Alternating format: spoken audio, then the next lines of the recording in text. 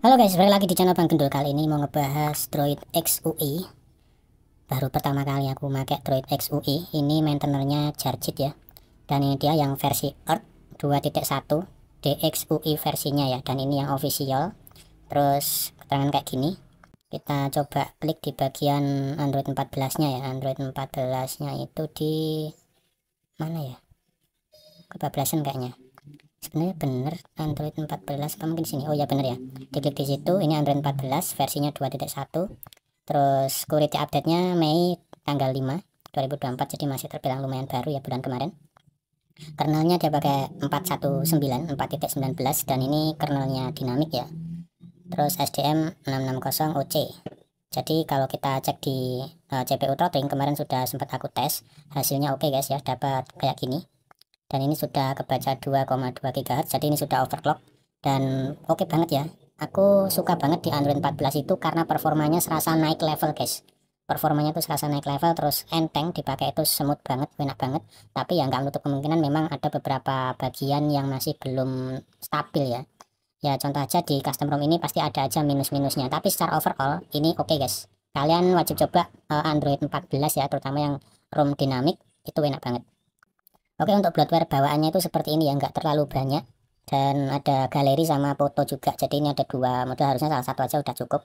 Dan lumayan banyak, kameranya aja ada dua guys ya. Ada BCR, BCR itu kayak semacam buat rekam telepon gitu ya. Waktu kita ngobrol telepon gitu, namanya BCR ya.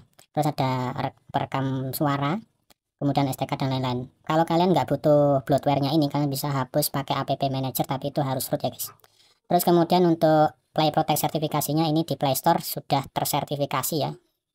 Jadi aman. Cuman sayang banget untuk kernel bawaannya dia nggak support KSU. Jadi ini unsupport, aku udah tes. Kemudian ada perekam telepon juga ini.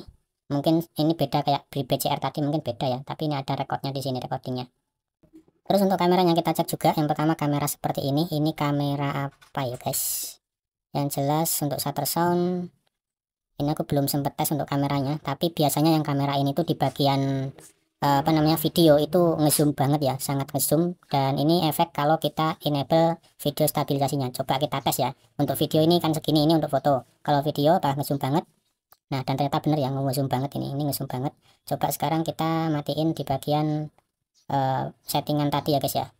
Image stabilisasinya ini kita disable, kemudian kita back. Nah, ini sudah lumayan nggak terlalu ngezoom nih guys. Ini udah nggak terlalu ngezoom sekarang. Sedangkan kamera yang selanjutnya itu kamera Go seperti ini. Kamera Go ini untuk videonya. Terus untuk menunya sedikit ya. Nggak ada yang perlu kita bahas secara mendalam. Ya cuma kayak gitu doang. Tapi secara overall untuk kameranya ini ada dua opsi jadinya ya. Kalian bisa pilih salah satu misalkan kurang puas di salah satunya. Di bagian network dan internet, di sini aku pakai kartu Indosat.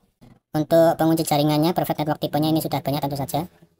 Terus ada Force LTE CA, ini kayak nampilin apa ya, 4G plus gitu atau apa gitu ya.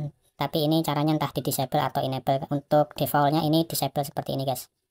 Untuk hotspot dan tethering ini ada wifi hotspot. Cuman kalau untuk tethering VPN aku nggak tahu ini support apa enggak ya. Tapi ada menunya seperti ini sih. Di bagian display nggak ada yang aneh-aneh. Untuk tap to wake-nya ini normal. Tap to wake-nya normal, cuman nggak bisa kita tap off dari sini. Kalau tap off-nya harus dari status bar sini ya guys.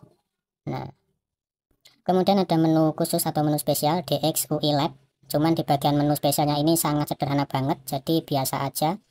Di bagian lock screen tampilan seperti ini ya, aku liatin sekilas-sekilas saja karena memang nggak terlalu penting, nggak terlalu istimewa menurutku, jadi biasa aja.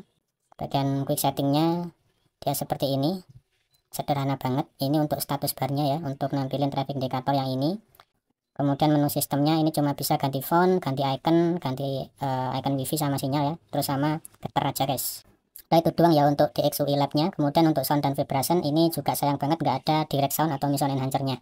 Jadi untuk suaranya ini biasa aja guys. Terus kemudian di sini aku sengaja pakai full gesture ya, untuk tombol back sama recent apps itu nggak bisa kita tuker, nggak ada menu opsi invert layoutnya.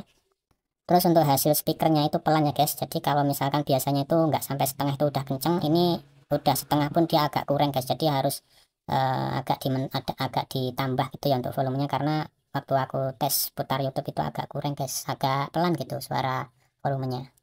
Terus untuk menu baterainya juga sederhana seperti ini doang. Untuk penggunaan baterainya menurutku ini terbilang awet ya guys, terbilang irit.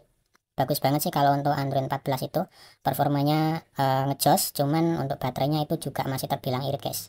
Untuk security dan privasi di sini the face unlock ada ya, ada pin, fingerprint face unlock juga sudah ada, udah mulai lengkap ya di sini. Ada di bagian more setting, ini bisa kalian atur-atur sendiri lah. Cuman untuk apa namanya untuk security-nya ini udah menurutku udah cukup lah. Untuk storage-nya kayak gini, sistem kebaca 11 GB. Terus di bagian menu sistem bahasanya pun juga udah ada bahasa Indonesia juga. Untuk menu gesturnya di sini cuma ada dua ya, ada tombol, 3 tombol yang nggak ada invertnya itu. Nah ini pilihannya seperti ini dong. Aku udah cari-cari pakai menu pencarian, terus di menu quick settingnya ini juga nggak ada guys. Jadi sepertinya emang nggak ada sih untuk fitur invert layoutnya itu. Di menu developer option di bagian ini coba kita cek running services ke sisa 1,1 gigaan ya. Jadi untuk RAM 3 GB sepertinya agak kurang ya, kurang cocok. Terus untuk case-nya seperti ini guys. Untuk menu quick settingnya seperti ini, sengaja aku nggak pakai screen recorder yang ini karena untuk hasil mic-nya itu agak kurang guys ya. Jadi terpaksa pakai sudut angle yang seperti ini aja.